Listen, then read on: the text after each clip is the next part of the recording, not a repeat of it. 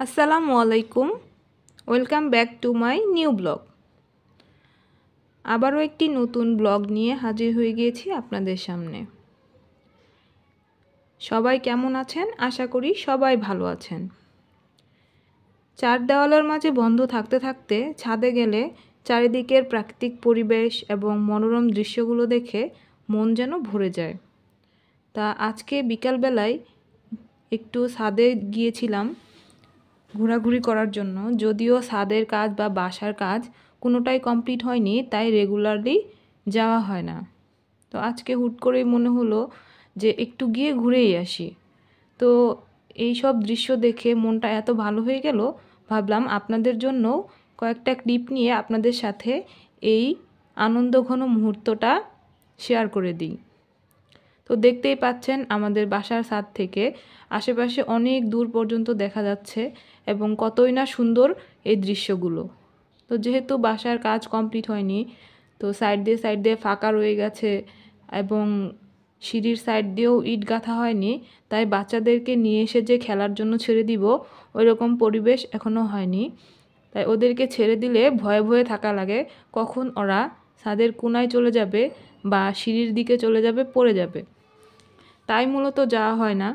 তো আজকে এসে ওকে ছেড়ে দেওয়ার পরে এই যে ও খেলতেছিল, তারপরও আমাদের মধ্যে ভয় কাজ করতেছিল যে কখন সাইডে চলে যায়, পড়ে যাইতে পারে বা এরকম কিছু।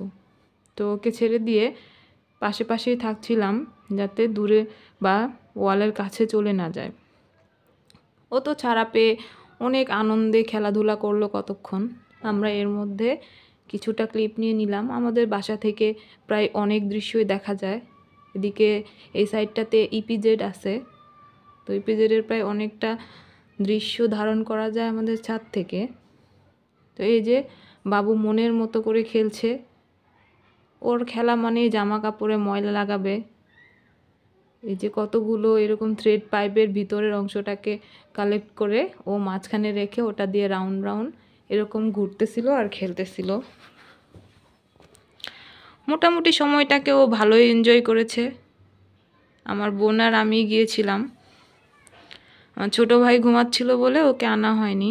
যদিও দুজনকে একসাথে নিয়ে এসে রিস্কে পড়ার কোনো ইচ্ছে ছিল না, তার জন্য ও ঘুমাইতেছিল তখনই আসছি। কারণ একজনই যে দুষ্টামি করে, দুজনকে নিয়ে আসলে তো কোনোভাবেই কন্ট্রোল করা যেত না। তো ওই যে আমি ভিডিও করতেছি, ও আমাকে এসে বলতেছে ও আমার পাশে বসবে। তো যাই হোক, বেশ কিছুক্ষণ ছাদে সময় কাটানোর পর ঘরে ফিরে আসলাম। তো ছাদে বসে থাকতে থাকতেই প্রায় সন্ধে নেমে এসেছিল। সন্ধ্যের নাস্তায় এই যে পিৎজা বানাচ্ছে আমার বোন। আমার ছোট ভাই আবার খুব বেশি পিৎজা পছন্দ করে, ও পিৎজার নাম শুনেই তো অজ্ঞান। এই যে আজকে সারা দিন এই কাগজটা দিয়ে আমার ছেলে আর আমার ভাই সুপার হিরো খেলছে। তো ঘুম থেকে উঠে আবার এই কাগজ নিয়ে পিঠে বেঁধে বসে আছে, ও নাকি সুপার হিরো। তো যাই হোক, বাচ্চাদের মানে মনে মনে যা ভাবে তাই তাদের শান্তি। এর মধ্যেও পিৎজাটা রেডি হয়ে গেছে, দেখতেই পাচ্ছেন কি সুন্দর পিৎজা হয়েছে। তো আমাদের পিৎজার রেসিপিটা আমাদের চ্যানেলে শেয়ার করা আছে। বাসায় খুব সহজেই এবং গ্যাসের চুলায় কিভাবে পিৎজা বানাতে পারবেন আমি ডেসক্রিপশন বক্সে লিঙ্কটা দিয়ে দিব। যদি কারো ওই পিৎজাটা ভালো লেগে থাকে তো ডেসক্রিপশন বক্স থেকে লিঙ্কে গিয়ে আমাদের পিৎজার রেসিপিটা ফলো করে বাসায় পিৎজা বানিয়ে দেখতে পারবেন। পিৎজা হয়ে গেছে, আমার ছেলেও ওদিকে অনেক আগ্রহ নিয়ে পিৎজা খাওয়ার জন্য ওয়েট করতেছিল, যদিও ও এর আগে কখনো খায়নি। ছোট মানুষ, ও এগুলো ওকে দেওয়া হয় না কখনো। তো আজকে আমার ভাই এই যে খাচ্ছে, সাথে সাথে আমার ছেলেও খাওয়ার জন্য পিৎজা করতেছিল। ও তো চুলার কাছে গিয়েই পিৎজা করতেছিল। এমন একটা অবস্থা যে ও মনে হয় কত পিৎজা খাইছে চিনে। এই যে খাওয়ার জন্য প্রস্তুতি নিচ্ছে। যদিও ও ঝাল খায় না, এটা অনেকটা স্পাইসি ছিল, তার জন্য ও খেতে পারছিল না। যে এখানে আমিও খাওয়া শুরু করে দিয়েছি। তো তো যাই হোক, পিৎজা আমাদের সবারই খুব পছন্দ, তবে বাহিরেটার থেকে ঘরে বানানো পিৎজাটাই আমার কাছে খুব ভালো লাগে।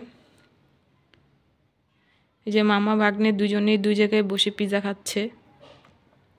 এর মধ্যে চাও রেডি হয়ে গেছে। আসলে প্রতিদিন সন্ধ্যায় চা না খেলে আমার চলে না।